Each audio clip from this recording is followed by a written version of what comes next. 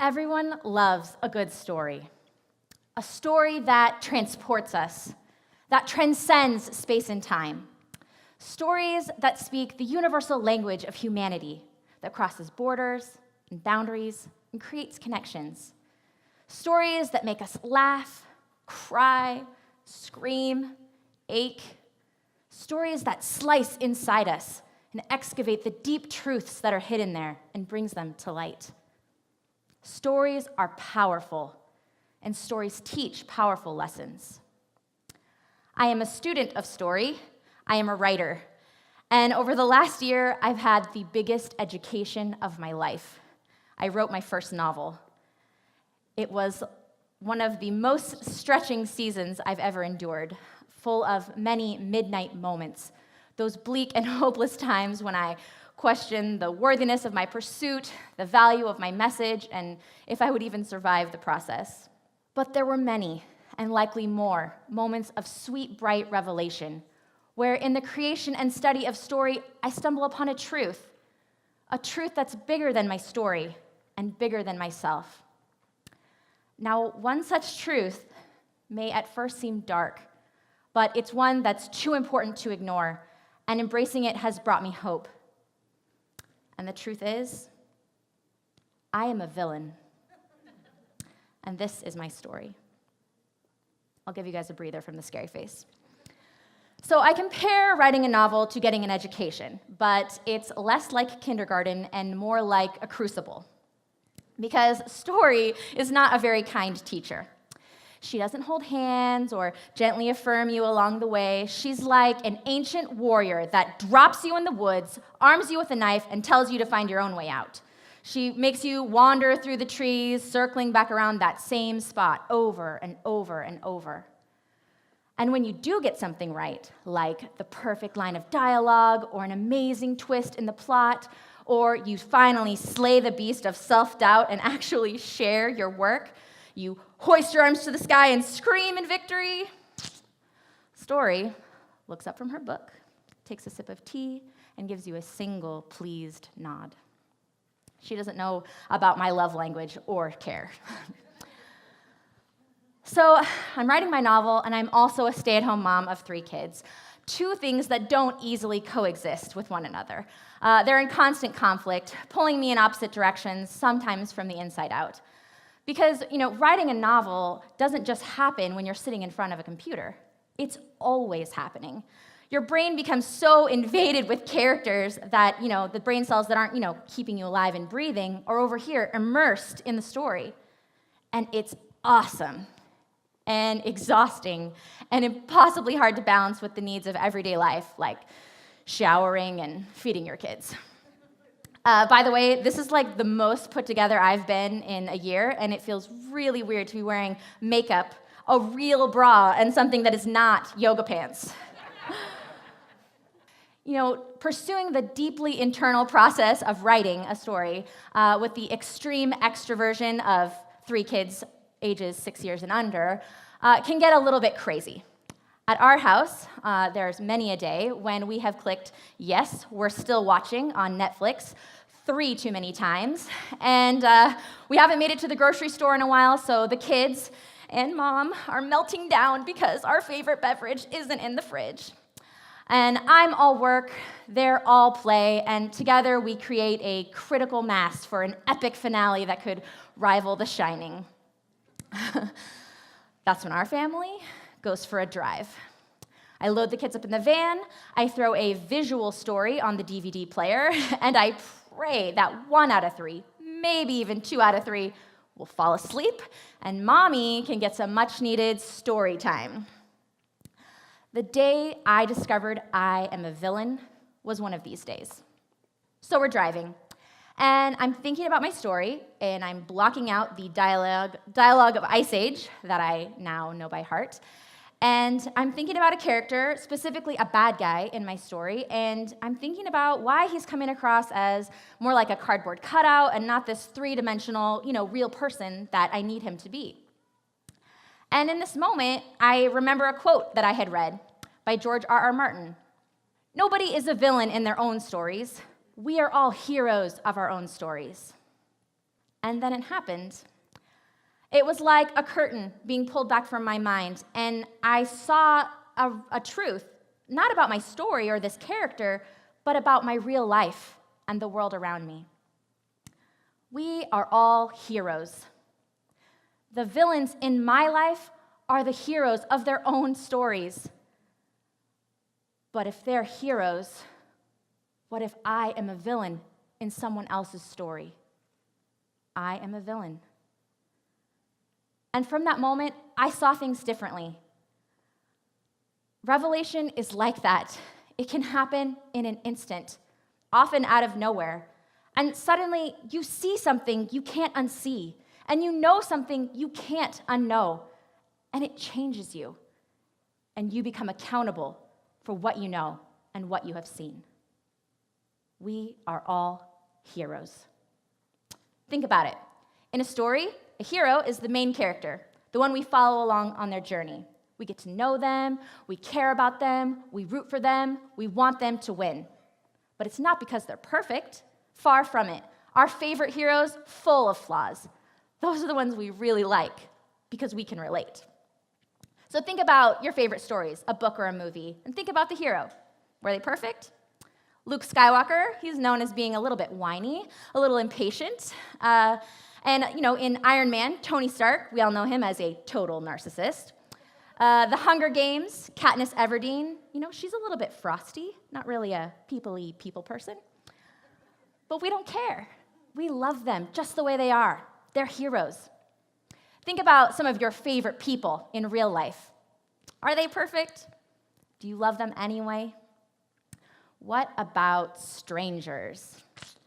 Are you a little less forgiving with their flaws? There's something about knowing someone, about closing that distance between our eyes and our hearts that makes us care about them and makes us not only forgive their flaws, but celebrate them. Strangers are just heroes you don't know yet. So in a story, the hero has a goal that drives the story forward. And it could be anything. Save the world, get the girl, get a glass of water. And we don't care what it is as long as there's believable motivation. And this motivation comes from backstory. So backstory, as I'm sure you're familiar with, is everything that happened before the story began. It's everything in history, from the beginning of time forward, their ancestors' lives forward, their own life forward. It's everything that influences them. Events, personality, nature, nurture, all of it. So think about your own life and your own backstory. What sort of things motivate you or shapes you? Influences your goals. What gives you your why? So, story. We've got a hero, they've got a goal, they go after it, they get the goal, the end. Right? No. In a story is not a story without conflict. Enter the villain. So the villain, or the antagonist, is the opposing force. It's the one who gets in the way of the hero reaching their goal. But it's not some arbitrary thing. It's because the villain also has a goal. It just happens to be in direct conflict with the hero's goal. The two goals oppose one another and create this conflict.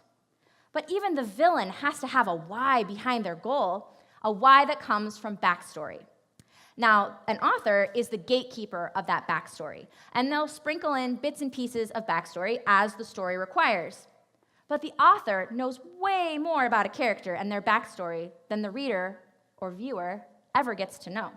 J.R.R. Tolkien wrote The Lord of the Rings and entire anthologies of history for Middle-earth, and J.K. Rowling has the entire Pottermore website dedicated to all of that cool extra stuff that she knows about the Harry Potter world. There is always more, so much more to a character than just what is on the page. So, often what you get to find out in a story comes down to point of view, the vehicle through which the story is told. And you can see how, depending on which character is telling the story, greatly influences how we experience the story, what we learn, think, and feel. Point of view determines how we perceive the heroes and the villains to be. There's been some cool recent movies and stories retold from the villain's perspective, right? Like Maleficent from Sleeping Beauty, or Wicked, which features the Wicked Witch of the West, or one of my favorites, the show on ABC, Once Upon a Time. That's a great, great show for seeing villains and heroes and all the intricate backstories. We love these movies and these different ways because they show us these characters in a whole new way, and now these characters, we get to know them, we care about them in a new way, and they become heroes. Nobody is a villain in their own story. We are all heroes of our own stories. The villains in your life are the heroes of their own stories, with huge, complex backstories, so much more than you can see on the page, that motivates them, shapes them, gives them their goals, just like you. Think of someone that you love, someone that you know better than anybody else, and think of everything that you know about them. But then think, how much more is there to know about this person? How much more doesn't show up on the page? Now, go ahead. Think of a villain in your life. Someone who has gotten in the way of your goals, created conflict for you, who has wronged you, maybe even hurt you. Try to read their story with them as the hero. What do you see? What's their motivation, their goals? What has influenced them in their backstory? Can you see them any differently? Do you feel yourself resisting even to try? Now, flip it back on yourself. If the villains in my life are the heroes of their own stories, what if you are a villain in someone else's story? We are all villains. And when this happened to me in my van, it was shockingly not hard to think of instances and times in my life where I had been a villain. They were crystal clear in my mind. Moments with my family, with my mom growing up, as adults, with my husband, definitely with my kids. And then, what about the other people I've interacted with in my sphere? What about strangers? And then my mind went bigger and further. What about people of other races? What about people of other languages? People of other sexual orientations or nationalities? People of other religions? People of other belief systems? And I realized it's so much easier to be a villain when someone is other than me. It's so easy to get caught up in our own stories, so focused on our own goals and pursuits that we become blind to the adversity we cause in the stories of others.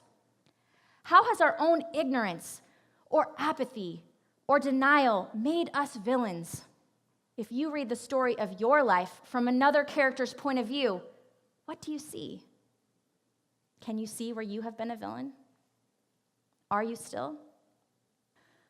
I hear the cries of defense in my own heart. But I didn't mean it. I wasn't trying to. It was a misunderstanding. I thought I was doing the right thing. They're too sensitive. They overreacted. They, other than me. Was I trying to be a villain on purpose? No. Were you? I hope not. But intention does not determine results, and we are all responsible for our results. Now, admitting we are villains will not miraculously solve everything. We are still flawed but relatable characters with our own goals, pursuits, and values that will not align with everyone around us. But it helps. It makes us aware. It makes us more conscious of our effect on the world around us, more aware of the adversity we create. And it makes us evaluate our ignorance, our apathy, our denial. And it makes us intentional with our words, our actions, our giving, our love, our vote. And it makes us admit where we were wrong, where we misspoke, where we made an assumption, where we didn't understand, and where we acted like villains. And it helps us be better to the heroes of the stories around us. We are all heroes, and we are all villains. Acknowledging this truth is not condemnation. It is the way forward. something powerful happens inside the human spirit when, rather than ignored, a person is seen. When, rather than dismissed, a voice is heard. Showing empathy, seeking understanding. This is the way towards true justice, towards peace and harmony with one another, with our planet, with all living things. We must make the choice to step outside the pages of our own paradigms and experiences and read one another's stories. I hope you'll join me. Happy reading.